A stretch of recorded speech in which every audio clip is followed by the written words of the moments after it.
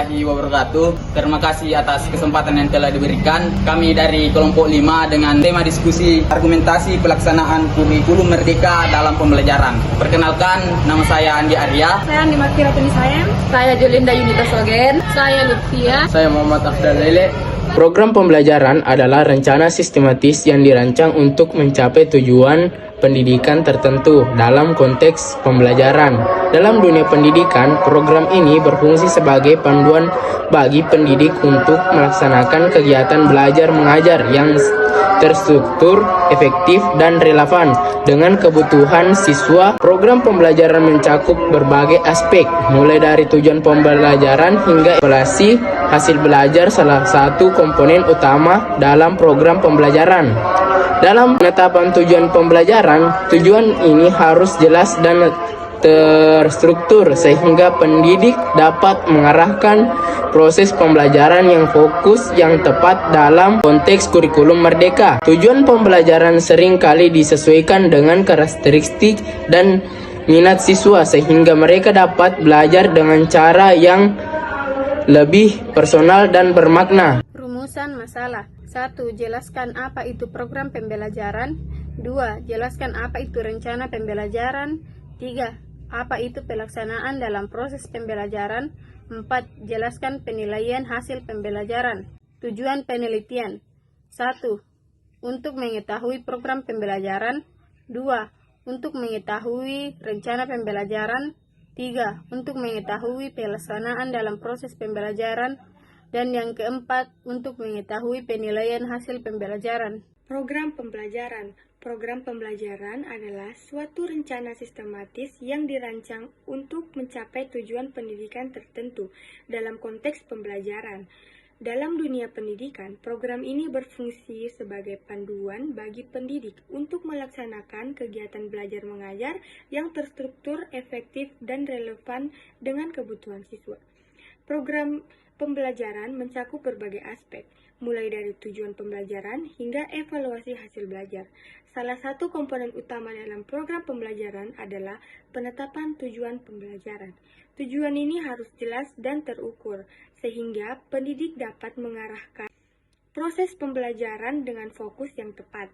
Dalam konteks kurikulum merdeka, tujuan pembelajaran seringkali disesuaikan dengan karakteristik dan minat siswa, sehingga mereka dapat belajar dengan cara yang lebih personal dan bermakna. Rencana pembelajaran adalah dokumen yang disusun oleh pendidik untuk merancang kegiatan pembelajaran secara sistematis dan terstruktur. Tujuan utamanya adalah memastikan bahwa proses belajar mengajar berjalan efektif, interaktif, dan sesuai dengan kebutuhan siswa. Dalam konteks pendidikan Indonesia, rencana ini mencakup berbagai elemen seperti tujuan pembelajaran, materi ajar, metode pengajaran, media pembelajaran, serta evaluasi hasil belajar. Rencana pelaksanaan pembelajaran atau biasa disingkat dengan RPP merupakan bagian dari perencanaan pembelajaran yang berfungsi sebagai panduan bagi guru dalam melaksanakan kegiatan belajar mengajar. RPP dirancang berdasarkan silabus dan kompetensi dasar untuk mencapai hasil belajar yang optimal. Dokumen ini juga harus mencerminkan prinsip pembelajaran yang menyenangkan, menantang, dan memotivasi siswa untuk berpartisipasi aktif. Adapun pelaksanaan dalam proses pembelajaran adalah tahap di mana rencana yang telah disusun sebelumnya diimplementasikan secara nyata di dalam kelas. Proses ini melibatkan interaksi antara guru dan siswa serta penggunaan berbagai metode dan strategi untuk mencapai tujuan pembelajaran yang telah ditetapkan. Pelaksanaan pembelajaran tidak hanya sekedar menyampaikan materi, tetapi juga menciptakan suasana belajar yang kondusif dan interaktif. Dalam pelaksanaannya, guru harus mampu menerapkan teori pembelajaran ke dalam praktik nyata. Ini termasuk mempersiapkan lingkungan belajar yang mendukung, menggunakan media pembelajaran yang relevan, dan menerapkan metode pengajaran yang sesuai dengan karakteristik siswa. Sebagai contoh, guru dapat menggunakan pendekatan kolaboratif, diskusi kelompok, atau pembelajaran berbasis proyek atau meningkatkan keterlibatan siswa. Baik, kita masuk dalam Penilaian hasil belajar. Penilaian hasil belajar adalah proses yang dilakukan untuk mengukur sejauh mana siswa telah mencapai tujuan pembelajaran yang telah ditetapkan. Proses ini mencakup berbagai teknik dan metode yang digunakan untuk menilai kompetensi siswa dalam aspek kognitif, afektif, dan psikomotorik. Penilaian tidak hanya berfungsi untuk memberikan nilai, tetapi juga sebagai alat untuk memperbaiki proses pembelajaran dan memberikan umpan balik kepada siswa. Terdapat beberapa metode umum yang sering digunakan, yakni tes tertulis. Tes tertulis adalah salah satu metode yang paling sering diterapkan di mana siswa diminta untuk menjawab pertanyaan dalam bentuk pilihan ganda, isian singkat, atau esai. Metode ini berguna untuk mengukur pengetahuan dan pemahaman konsep siswa. Selain itu ada tes lisan, juga digunakan untuk menilai kemampuan komunikasi dan berpikir kritis siswa melalui pertanyaan langsung. Terima kasih atas kesempatan yang telah diberikan oleh moderator. Adapun kesimpulan, kurikulum Merdeka memberikan fleksibilitas dalam pengembangan program pembelajaran yang dapat disesuaikan dengan kebutuhan dan karakteristik siswa. Hal ini juga dapat mendorong pembelajaran yang lebih relevan dan kontekstual.